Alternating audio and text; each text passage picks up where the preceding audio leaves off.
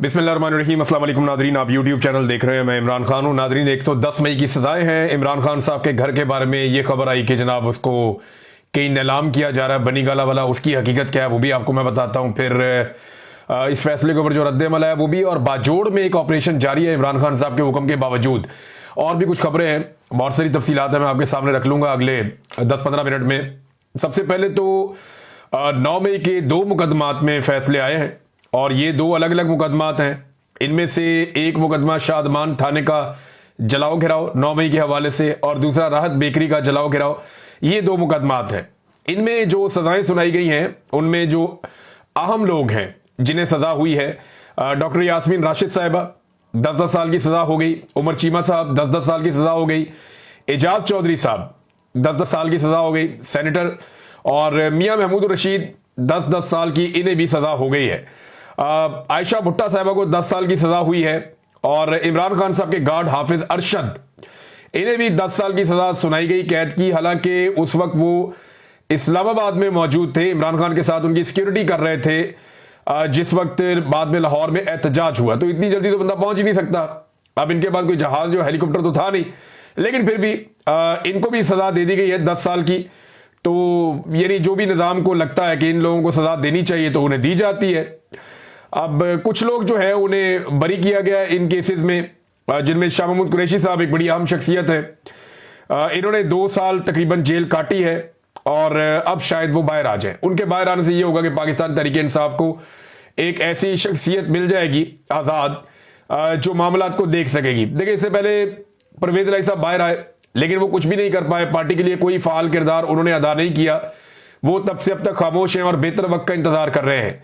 शाह महमूद कुरैशी साहब बाहर आते हैं तो क्या एक्टिव हो पाएंगे, मामलात को कंट्रोल कर पाएंगे, चीजों को अपने हाथ में ले पाएंगे? इमरान खान साहब के साथियों में से एक है, वफादारी उन्होंने निभाई है, बहुत मार खाई है, लेकिन उनके बेटे की वजह से एक कंट्रोवर्सी जन्म ले गई थी, और अभी जो उनको बाइज्जत बरी किया गया है, कुछ लोग इसके ऊपर मुख्तलिफ किस्म की बातें कर रहे हैं। लेकिन ये तो वक्त साबित करेगा कि शाह महमूद कुरैशी साहब बाहर आकर किस तरह के फैसले करते हैं। उनके फैसलों से अंदाजा हो जाएगा लोगों को कि शाह महमूद कुरैशी साहब किस तरफ खड़े हैं। बहरहाल वो बाइज्जत बरी हो गए, ये बड़ी अच्छी खबर है उनकी फैमिली के लिए, और वो बिल्कुल बेगुनाह थे इस सारे मामले में। देखिए, बहुत सारे लोगों का, किसी का बहुत थोड़ा सा कसूर हो सकता है, वो वहां मौजूद हो सकता है, किसी का कसूर हो सकता है कि वो वहां से गुजर रहा हो सकता है। शाह महमूद कुरैशी साहब का तो ये भी नहीं था, तो उन्हें तो बिला वजह ही जेल में डाला हुआ था, और उनको काफी रगड़ा लग चुका है। आयशा भुट्टा साहिबा 10 साल की सजा उनको हुई है। फिर सरम जावेद खान को 5 साल की सजा हुई इस सारे मामले में, और आलिया हमजा साहिबा को भी 5 साल की सजा हुई इसी केस के अंदर। तो टोटल 45 मुल्जिमान के ट्रायल हुए हैं, जिनमें से 25 गिरफ्तार थे और 15 इश्तिहारी हैं। एक का इंतकाल हो गया है, और कुछ जो है वो जमानतों के ऊपर है। तो ये है जनाब सारा मामला उस केस का जो पाकिस्तान तहरीक-ए-इंसाफ पर 9 मई के हवाले से चलाया गया। शवाहिद और सबूतों की सूरत-ए-हाल आपके सामने है। साजिश का मामला जो रखा गया वो भी आपके सामने है कि छोटी सी टेबल के नीचे छुपा हुआ पुलिस वाला, पर्दे और सोफे के नीचे घुसा हुआ पुलिस वाला, ये अब इस साजिश के स्टार गवाहान हैं। साजिश वाला मामला तो अब आपके सामने है। वो पहले दिन से आपको आइडिया है कि वो 2 नंबरी हो रही है। अब ये जो लोग हैं जिन्हें सजाएं दी जा रही, क्या ये क्रिमिनल हैं या ये मुसल्ला लोग हैं?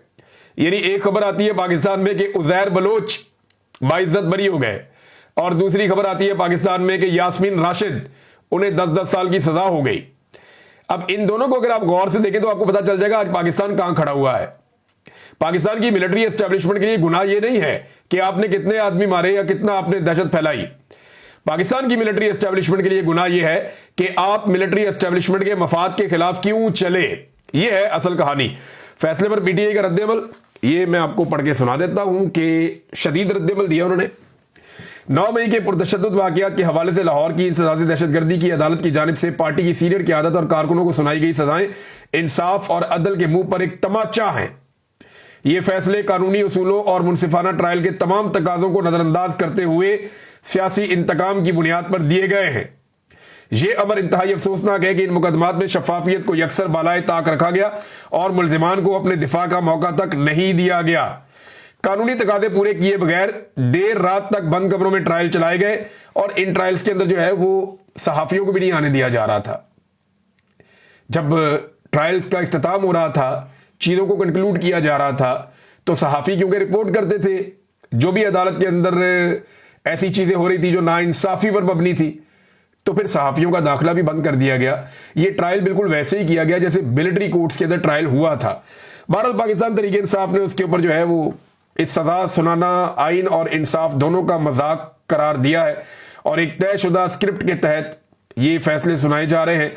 जाहिर होता है कि इन फैसलों का मकसद सिर्फ और सिर्फ तहरीक इंसाफ को दीवार से लगाना और इसकी क़यादत और कारकुनों को खौफजदा करना है। तो नाज़रीन, सादी सी बात यह है, वन लाइनर, ये जज हैं जनाब मंजर अली गुल साहब, इन्होंने ये फैसला सुनाया।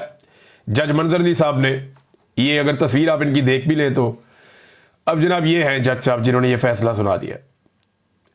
एक तरफ उज़ैर बलूच की बाइज्जत बरी होने की खबर आती है, दूसरी तरफ यास्मीन राशिद, आलिया हमजा, सनम जावेद खान और आयशा भुट्टा को 5-5, 10-10 साल की सजाएं सुनाने की खबर आती है। ये इस वक्त पाकिस्तान की सूरत हाल है। अब आए नाजरीन, इमरान खान साहब का घर बनीगाला वाला, सुबह खबर आती है कि जनाब उनको फरोख्त किया जा रहा है या उसको नीलामी उसकी हो रही है और फिर हर तरफ शोर मच जाता है। सलमान अकरम राजा साहब भी एक ट्वीट कर देते हैं इसके बारे में, वो ये कहते हैं जी मुझे इसके बारे में भी पता नहीं था, लेकिन अभी ये खबर आई है तो इसके ऊपर फिर हम देखेंगे। लेकिन ऐसा हुआ कुछ नहीं, बल्कि ये इमरान खान साहब का बनीगाला का घर नीलाम नहीं हो रहा था, क्योंकि देखिए नीलामी का कोई अदालत से ऑर्डर ही नहीं है ना। वैसे तो पाकिस्तान में कुछ भी हो सकता है, लेकिन बनीगाला का जो घर है इमरान खान साहब का, उसकी नीलामी का कोई ऑर्डर नहीं था। लोगों ने इसको ऐसे लिया क्योंकि जो इश्तिहार लगा हुआ था ना, उस इश्तिहार पे इमरान खान साहब का ऊपर नाम लिखा हुआ था और बनीगाला लिखा हुआ था। तो नॉर्मली आदमी को यही लगता है, मुझे भी पहले इश्तिहार पढ़ के यही लगा कि ये ऐसे ही है, लेकिन फिर मैंने 2-4 लोगों से रब्ता किया तो उन्होंने बताया नहीं, ये प्रॉपर्टी मलिक रियाज की और फराह खान की है। यानी कुछ प्रॉपर्टी जो है वो मलिक रियाज के बेटे अली रियाज के नाम पे थी और कुछ जो है वो फराह खान की प्रॉपर्टी थी जो बुशरा बीबी की दोस्त हैं।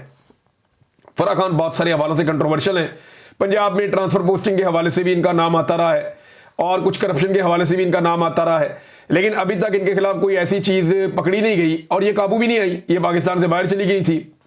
और बुशरा बीबी की क्योंकि ये ताल्लुक वाली थी तो बुशरा बीबी को इनके जरिए से लपेटा जाता है, लेकिन बुशरा बीबी के खिलाफ अभी तक कोई चीज वैसे साबित करने में रियासत नाकाम रही है। बहरहाल फराह खान वाला मामला जो है ये पहले भी मशकूक था और आज भी है, और ये जो नीलामी हुई है इसमें 2 लोगों की प्रॉपर्टी थी, अली रियाज की जो मेरी इत्तला के मुताबिक है और फराह खान की थी। अली रियाज की 405 कनाल की जो अराजी है, 405 कनाल, ये इसके बारे में है कि ये सेल हो गई है, ये बिक गई है और फी कनाल जो है वो 34,20,000 रुपए के हिसाब से बिकी है।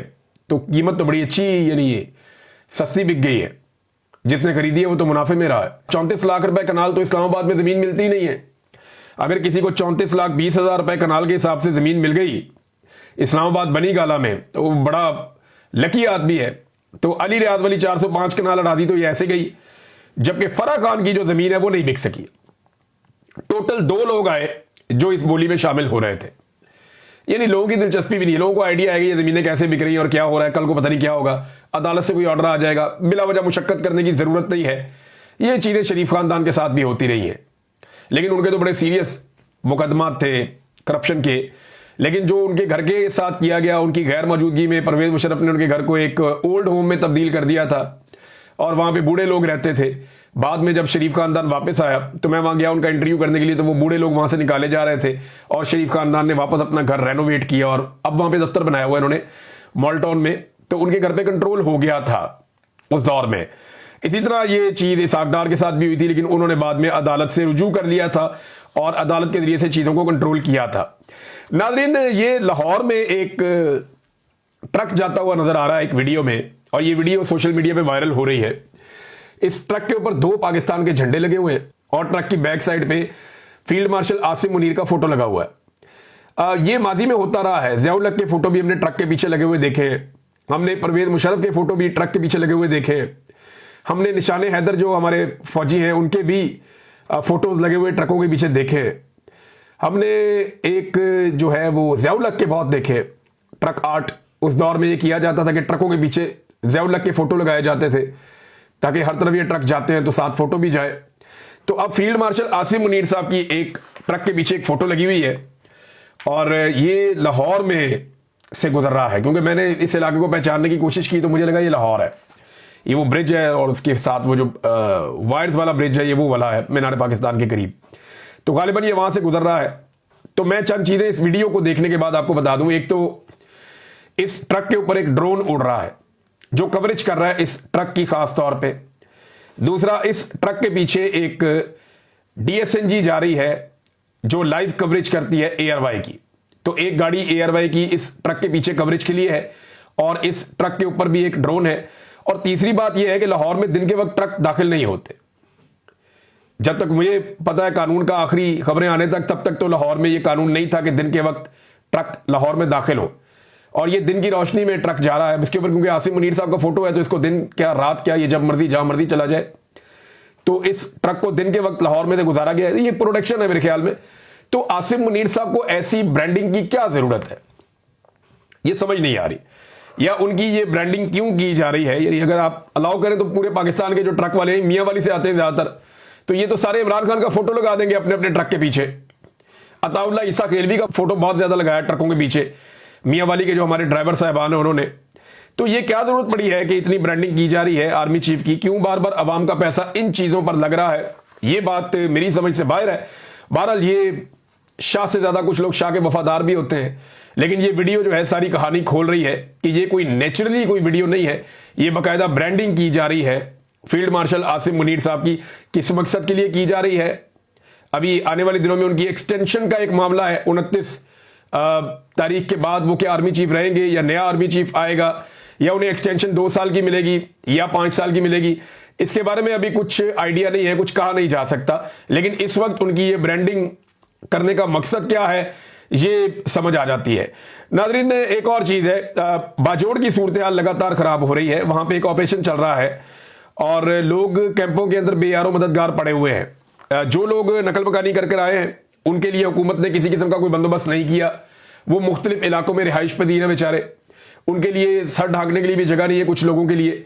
सूबाई हुकूमत ने और वफाकी हुकूमत ने कोई खास इकदाम नहीं किए। जो वहां मकामी सहाफ़ी है वो ये बता रहे थे, हमारे एक सहाफ़ी हैं जाहिद खान साहब, वो सुबह नाश्ते का सामान और खाना पीना लेकर गए थे बहुत सारे लोगों के लिए। उन्होंने अपील भी की है कि ये लोग आपके मेहमान हैं, ये मुसीबत के मारे हैं, अपने इलाके छोड़कर आए तो इनकी मदद करें। तो मेरी भी पाकिस्तानियों से गुजारिश है, जिन जिन इलाकों में ये लोग आते हैं, जिनके इलाकों में ऑपरेशन किया जा रहा है, इनकी मदद करें। दूसरा एक और चीज ये है कि इमरान खान ने अली अमीन गंडापुर को कहा था कि अगर ऑपरेशन नहीं रुकवा सकता तो इस्तीफा दे दो। अब वो बजाय इसके कि ऑपरेशन रुकवाएं, वो कर्फ्यू लगाने का ऐलान कर रहे हैं अली अमीन गंडापुर साहब, और जगह जगह कर्फ्यू लगा रहे हैं और कर्फ्यू के बाद वहां पे ऑपरेशन हो रहे हैं। तो इस वक्त बाजोड़ में एक ऑपरेशन जारी है, मिलिट्री ऑपरेशन, जिसे इमरान खान साहब ये समझते हैं कि ये मसाइल का हल नहीं है बल्कि इससे मसाइल बढ़ जाते हैं। लेकिन गंडापुर साहब ऑपरेशन रुकवाने की बजाय ऑपरेशन में सहूलतकारी कर रहे हैं और लोग नकल मकानी भी लोगों की हो रही है, उनका ख्याल भी नहीं रखा जा रहा। दूसरी जानिब जो है वो लोगों के घर और उनकी इमारतें वो तबाह हो रही हैं, कोलेटरल डैमेज भी साथ साथ हो रहा है। और अली अमीन गंडापुर साहब कर्फ्यू लगाकर मदद भी कर रहे हैं, जबकि इमरान खान साहब से मिलने से अली अमीन गंडापुर साहब गुज़िश्ता काफी लंबे अरसे से कतरा रहे हैं। वो इमरान खान साहब से मुलाकात करने भी नहीं गए। उनका एक जूनियर है, बहुत जूनियर है, बैरिस्टर सैफ, वो मुलाकात के लिए चला जाता है और आकर अली अमीन गंडापुर साहब को बता देता है, उसको मिलने दिया जाता है, अली अमीन गंडापुर को नहीं मिलने दिया जाता। ये तो सवाल ही पैदा नहीं होता। अली अमीन गंडापुर जिस दिन मिलना चाहेगा इमरान खान से तो सिर्फ 5 घंटे के लिए रस्सा बंद करेगा और उसकी मुलाकात इमरान खान साहब से मिन्नत करके करवा दी जाएगी। ये मैं अच्छी तरह जानता हूं, लेकिन ऐसा लगता है कि वो मिलना नहीं चाहता। नाज़रीन, बलूचिस्तान से एक असिस्टेंट कमिश्नर अगवा हो गया है और यह वाकया एक दफा नहीं हुआ, ये वाकयात पाकिस्तान में बार बार हो रहे हैं। बलूचिस्तान के जिला ज़ियारत की तहसील ज़ियारत के असिस्टेंट कमिश्नर अफजल बाकी को उनके बेटे समेत अगवा कर लिया गया है। बलूचिस्तान में 9 हफ्तों के दौरान किसी असिस्टेंट कमिश्नर के अगवा का यह दूसरा वाकया है। यह नाज़रीन सूरत-ए-हाल है इस वक्त बलूचिस्तान की कि आप वहां पे जमीन पे सफर नहीं कर सकते, आम आदमी वहां पे जा नहीं सकता। अगर ऑफिसर्स भी निकलते हैं या हुकूमती लोग भी निकलते हैं तो वो बहुत बड़ी सिक्योरिटी के साथ निकलते हैं। ट्रेन वहां पे बंद कर दी गई है, मोबाइल इंटरनेट सर्विस जो है वो वहां पे मुअत्तल कर दी गई है और लोगों को मना कर दिया गया है कि वो गैर जरूरी तौर पे ट्रैवल ना करें। रात के वक्त कोई भी गाड़ी सड़क पे नहीं होती। ये एक सूबे की हालत कर दी है पाकिस्तान के फैसला साजों ने, गलत फैसले कर करके लोगों को दीवार के साथ लगा लगा कर।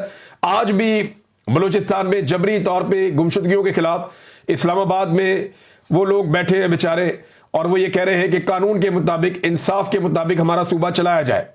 अगर किसी ने कोई जुर्म किया है तो उसे अदालत में पेश किया जाए।